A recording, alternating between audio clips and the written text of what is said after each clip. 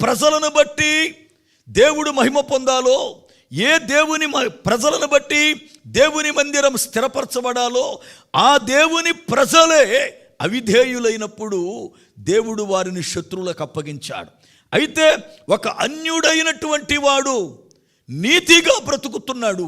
నీతిగా బ్రతికేవారు దేవునికి చాలా ఇష్టం. చూడండి వాక్య గ్రంథాన్ని, అపోస్తులుల కార్యముల గ్రంథము 10వ అధ్యాయము 34వ వచనం.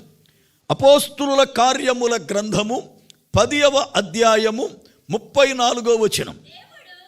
దేవుడు పక్షపాతి కాడని నిజముగా గ్రహించి ఉన్నాను.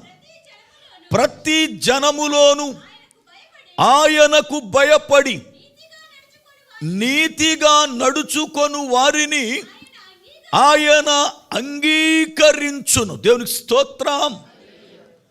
ప్రతి జనములో వారు క్రైస్తవులా, క్రైస్తవేత్తరులా, ఇశ్రాయేలీయులా అని కాదు, ప్రతి జనములో కూడా వారు దేవుని ఎరుగని వారైనా, ఎన్నడూ మందిరానికి రాని వారైనా, ఎన్నడూ వాక్యమును చదవని వారైనా, వారు లోకస్తుల అందరి దృష్టిలో చెడ్డవారిగా కనబడుతున్న వారైనా, వారు నీతిగా బ్రతికితే ఆ నీతిని బట్టి దేవుడు ఆ వ్యక్తిని అంగీకరిస్తూ ఉన్నాడు.